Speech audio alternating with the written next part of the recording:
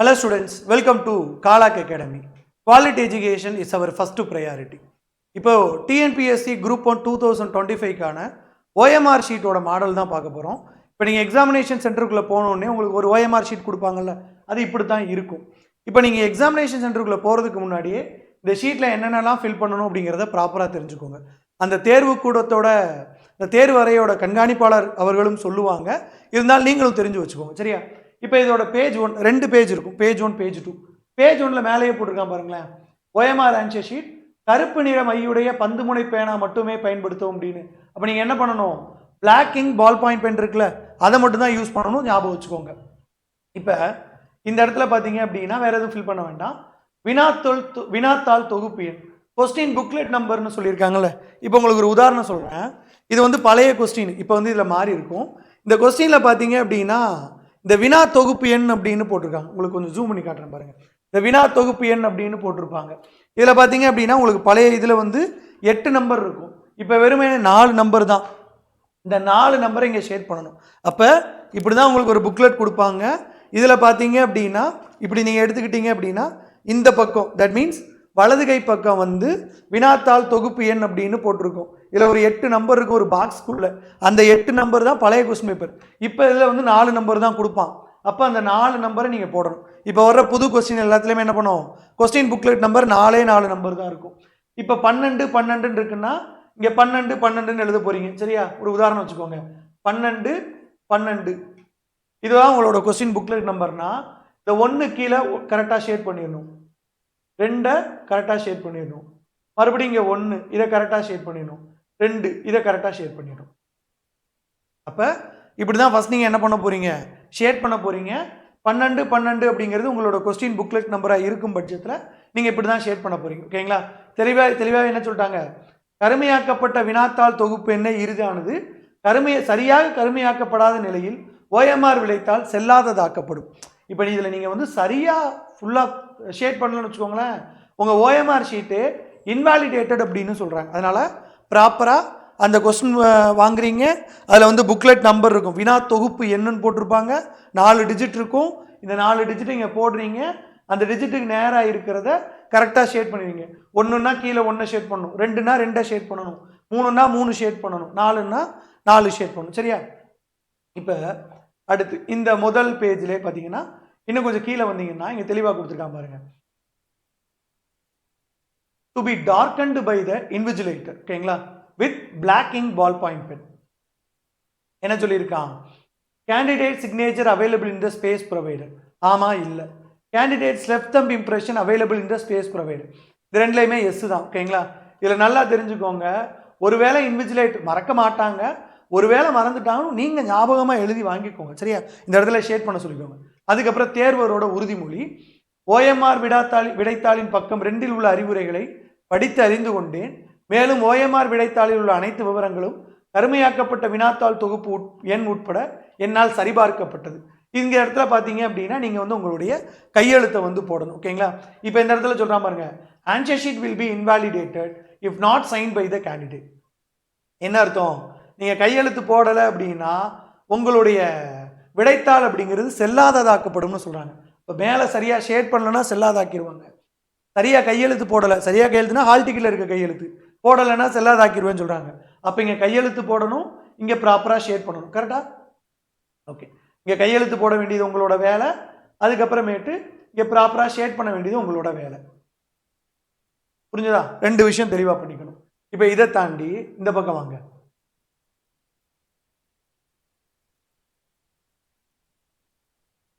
இப்போ இதில் வந்து பார்த்தீங்க அப்படின்னா மொத்தம் நமக்கு 200 கொஸ்டின் வந்து கொடுத்துருக்காங்க.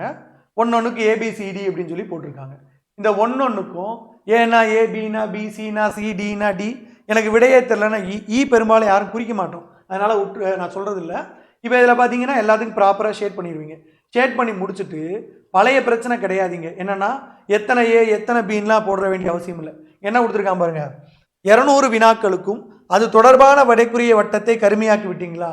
99.9% எக்ஸாம் எழுதுறவங்க இதில் 200 கொஸ்டின் எழுதிடுவாங்க. ஏன்னா நமக்கு நெகட்டிவ் மார்க் கிடையாதுல்ல.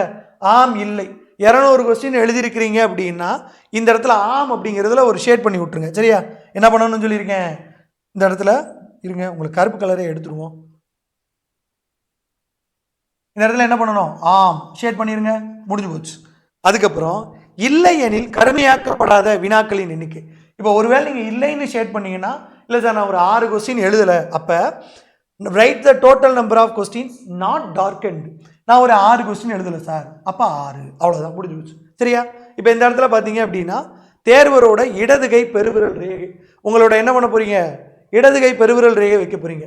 இப்போ நீங்கள் ரேகை வைக்கல அப்படின்னா 0.5 மதிப்பெண் குறைக்கப்படும்னு போட்டேன். அப்போ இங்கே கரெக்டாக ரேகை வச்சிடணும், இங்கே கையெழுத்து போட்டுடணும், மேலே வந்து ப்ராப்பராக கொஸ்டின் புக்லெட் நம்பரை வந்து ஷேட் பண்ணிடணும்.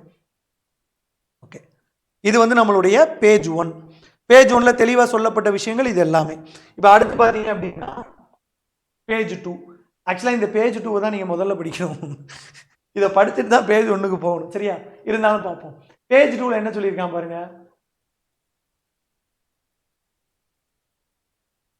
பட்டை குறியீடு ஓஎம்ஆர் விடைத்தாள் அச்சிடப்பட்ட ஓஎம்ஆர் தட குறியீட்டை சேதப்படுத்தக்கூடாது. ஒரு பார்கோடு மாதிரி இருக்குல்ல, அதை டேமேஜ் பண்ணிடாதீங்க. விடைக்கான வட்டத்தை கருமையாக்குதல், இந்த மாதிரி முழுமையா வட்டம் போடணும். இந்த மாதிரி டிக் பண்றதோ அடிக்கிறதோ இல்லை ஒரு இடத்துல மட்டும் புள்ளி வைக்கிறதோ ஒரே இதில் 2 இடத்துல ஷேட் பண்ணுறதோ அப்படி செய்யாதீங்க. அதுக்கப்புறம் எப்பப்பெல்லாம் உங்கள் விடைத்தாள் வந்து இன்வாலிட் ஆகிடும், கருமை நிற மையுடைய பந்துமுனை பேனா தவிர மற்ற நிறமுடைய பந்துமுனை பேனா பயன்படுத்துவது. நீங்கள் ஆஃபீஸர் ஆனதுக்கப்புறம் பச்சை கலர்லாம் கையெழுத்து போடலாம். இப்போ வெறுமனே கருப்பை மட்டும் ஞாபகம் வச்சுக்கோங்க. கருப்பு என்னைய ஞாபகம் வச்சுக்கோங்க. ஓஎம்ஆர் ஷீட் வந்து என் கலரில் தான் ஃபில் பண்ணணும் அப்படின்னு சொல்லிட்டு. தேவையற்ற மற்றும் பொருத்தமற்ற குறிப்புகள் குறியீடுகள் மேற்கொள்ளும். அதான் சொல்கிறேன் இல்லையா, நீங்கள் இப்படி வச்சுருப்பீங்க, இந்த ஓஎம்ஆர் ஷீட் வந்து காற்று இப்படி பறக்கும். நீங்கள் பேனா அப்படி வச்சுருப்பீங்க, இது காற்றுக்கு பறக்கும்போது இந்த பேனா வந்து ஓஎம்ஆர் ஷீட்டில் எங்கே கோடு போட்டுரும். அப்படி போடக்கூடாதுங்கிறாங்க. அப்படி போட்டாலும் இன்வாலிட்.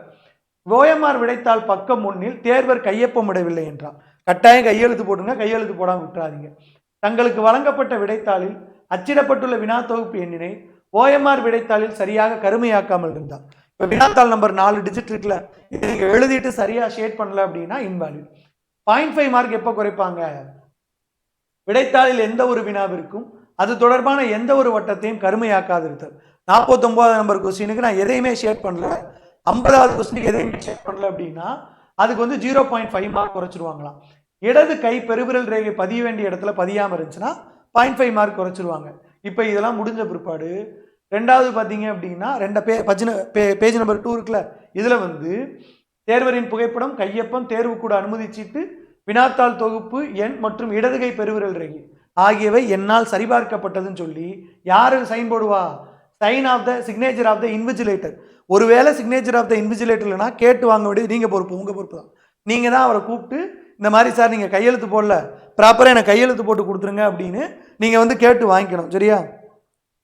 ஏன்னா நாளைக்கு நம்ம ஒரு ஆஃபீஸர் ஆக போகிறோம், கேட்டால் நம்மளை தப்பாக நினைப்பாரோ, எதுக்கு கேட்குறோம் அப்படின்லாம் நினைக்காதீங்க. கட்டாயம் கேட்டு வாங்குங்க. ஓகே, இப்போ இதுதான் ஓஎம்ஆர் ஷீட்டு. இந்த ஓஎம்ஆர் ஷீட்டில் நல்லா தெரிஞ்சுக்கோங்க, படித்தவங்க எப்போ ஃபெயில் ஆகுறாங்க? இந்த மாதிரி ஒரு கொஸ்டின் 2 கொஸ்டின் இல்லைனா 0.5 மார்க் போகும்போது, இல்லைனா உங்கள் பேப்பர் வந்து இன்வாலிட் ஆகும்போது படித்தும் பிரயோஜனம்லாம் போயிடும். ஸோ கொஸ்டின் புக்லெட் நம்பர் சரியாக எழுதி சரியாக ஷேட் பண்ணுங்கள், உங்களோட கையெழுத்து சரியாக போடுங்க. அதுக்கப்புறமேட்டு இங்கே டார்க் ஷேட் பண்ண வேண்டியதை சரியாக ஷேட் பண்ணிக்கோங்க. அதுக்கப்புறம் உங்களுடைய இடது இடது பெருவிரல் ரேகை வைக்கணும், அதை வச்சுருங்க. எல்லா கொஸ்டினும் எழுதியிருக்கீங்களான்னு கேட்பாங்க. ஆம்னா ஆம், இல்லைன்னா இல்லை. இல்லை அப்படின்னா எத்தனை கொஸ்டின் ஷேட் பண்ணலையோ அதோட நம்பர் கேட்பாங்க, அதை எழுதிடுங்க. புரிஞ்சுதா? இவ்வளோதான் ஓஎம்ஆர் ஷீட்டு. முதல் இந்த ஓஎம்ஆர் ஷீட் நினச்சி பயப்படாதீங்க. ஒரு வேளை இல்லை சார் எனக்கு ஒரு பயம் இருக்குது, சிம்பிளாக என்ன பண்ணுங்கன்னா இந்த OMR ஷீட்டோட model copy காலாக் academy TNPSC exam அப்படின்னு ஒரு டெலிகிராம் சேனல் இருக்குது, அதில் போட்டு விட்ருக்கேன். இப்போ நம்ம பார்த்துக்கோங்க.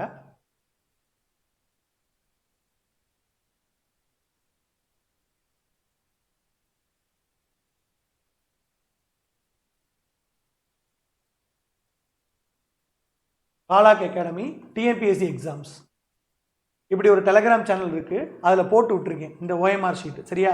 நீங்கள் என்ன பண்ணுங்க அப்படின்னா இதை எடுத்து நாளைக்கு ஒரு பிரிண்ட் அவுட் போட்டு வைங்க. பிரிண்ட் அவுட் போட்டு இதை வந்து நீங்கள் வீட்டில் ஷேர் பண்ணி பாருங்கள் உங்களுக்கு எப்படி வருது அப்படின்னு. நான் சொன்னேன் இல்லையா, இந்த black colour ball point pen அது எந்த இதில் வந்து நல்லா ஷேட் பண்ணுதுன்னு பாருங்கள், அந்த பேனாவே ஃபைனலைஸ் பண்ணிக்கோங்க. ஓகேங்களா? ஓகே, நன்றி.